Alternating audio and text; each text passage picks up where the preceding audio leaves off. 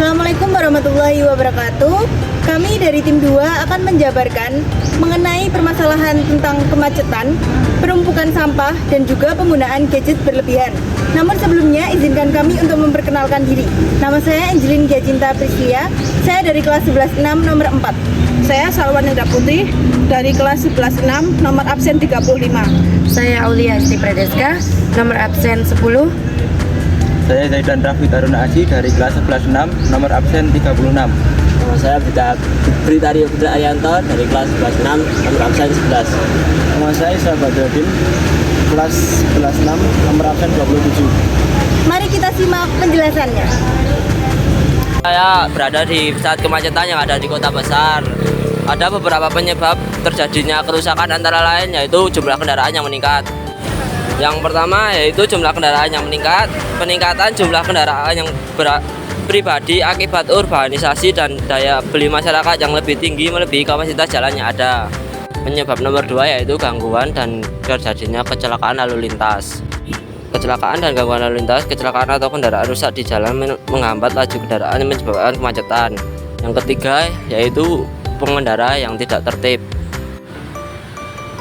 Pengemudi yang parkir sembarangan, melanggar aturan atau tidak sabar memperburuk situasi di jalan. Kemacetan lalu lintas berdampak pada kesehatan manusia, baik secara fisik maupun secara mental. Secara fisik, individu yang mengalami kemacetan lalu lintas akan mengalami tingkat kelelahan yang lebih tinggi dan meningkatkan tekanan darah, sakit kepala, nyeri punggung, kaki, dan leher. Sedangkan secara mental, menurut penelitian yang dilakukan oleh Haider menunjukkan bahwa pekerja yang mengalami kemacetan lalu lintas cenderung memiliki tingkat stres yang lebih tinggi dibandingkan pekerja yang jarang mengalami kemacetan. Namun tidak hanya berdampak pada kesehatan manusia saja, kemacetan lalu lintas berdampak juga pada lingkungan. Penumpukan kendaraan lalu lintas membuat udara lingkungan menjadi tercemar karena adanya asap kendaraan yang menumpuk tersebut. Pencemaran udara tersebut akan dirasakan oleh individu yang bekerja sebagai pengamen, pedagang kaki lima, dan lain-lainnya. Adanya pencemaran udara yang disebabkan oleh polusi tersebut akan membuat kualitas udara menjadi buruk. Solusi paling efektif untuk mengurangi kemacetan di jalan adalah dengan mengoptimalkan kendaraan publik, seperti dengan meningkatkan kualitas dan aksesibilitasnya. Jikalau transportasi publik lebih nyaman, aman, dan terjangkau, banyak orang yang bakal memilih naik angkutan umum daripada bawa kendaraan pribadi.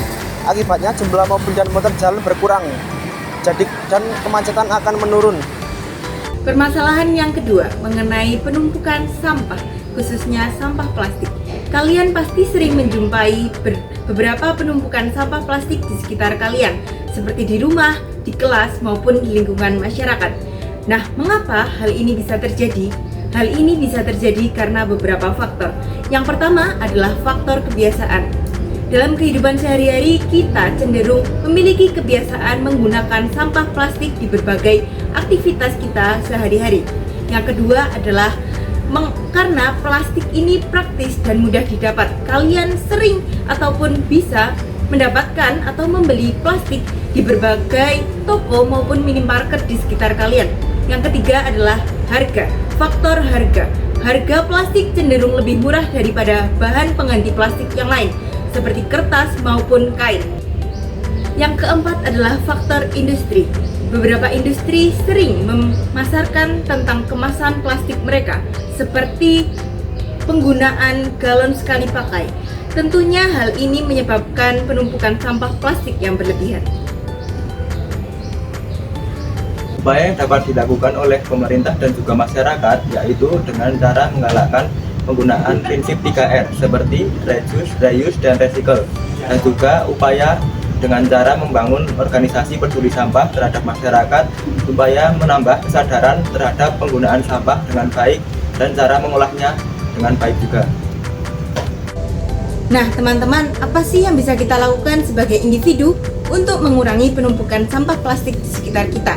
Yang pertama adalah menggunakan atau membawa tempat makan dan tempat minum sendiri ketika kita berada di luar maupun di sekolah. Dengan membawa tempat makan atau tempat minum sendiri, tentunya kita mengurangi banyak kemasan plastik yang kita gunakan sehari-hari. Yang kedua adalah menghindari pemakaian kemasan plastik baik dalam snack kemasan maupun minuman kemasan. Yang ketiga adalah memperbaiki barang yang rusak sebelum membeli barang yang baru, khususnya untuk produk plastik. Dengan memperbaiki barang yang rusak, kita dapat mengurangi penggunaan produk-produk plastik di berbagai aktivitas sehari-hari kita. Dan yang keempat adalah membeli maupun mendukung produk-produk ramah lingkungan. Sampah plastik yang biasa kita hasilkan sehari-hari dapat kita ganti dengan berbagai produk alternatif lain, seperti kantong plastik yang kita ganti menjadi tas kain, maupun sedotan plastik yang kita ganti menjadi sedotan stainless. Masih banyak barang-barang maupun produk-produk ramah lingkungan lain yang dapat kita gunakan sehari-hari untuk mengganti penggunaan produk-produk plastik. Dengan langkah kecil kita bisa menghasilkan maupun menjadikan bumi lebih bersih. Tentu, mari kita bahas dampak negatif penggunaan gadget yang berlebihan bagi remaja dan cara mengatasinya. Penggunaan gadget yang berlebihan dapat berdampak negatif bagi remaja, terutama dalam kehidupan sehari-hari. Beberapa dampak negatifnya adalah yang pertama, kesehatan mental terganggu.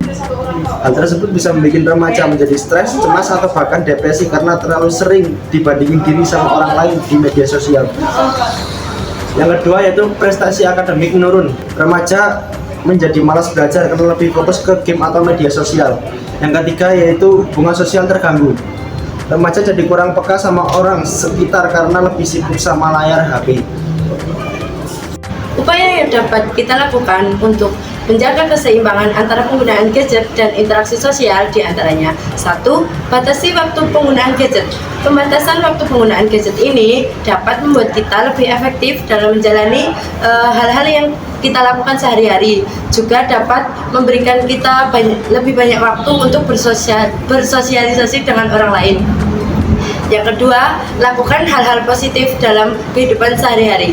Hal-hal yang dapat kita lakukan untuk mengalihkan fokus kita dari gadget diantaranya adalah berolahraga, mendengarkan musik, membaca, dan kita dapat melakukan organisasi atau komunitas untuk lebih memperluas relasi kita. Ketiga, berinteraksi secara langsung. Luangkan waktumu dalam kehidupan sehari-hari untuk melakukan interaksi dan juga sosialisasi dengan orang lain untuk memperluas relasimu ke depan. Sekian penjabaran dari kami. Banyak salah kata mohon maaf. Kami akhiri. Wassalamualaikum warahmatullahi wabarakatuh.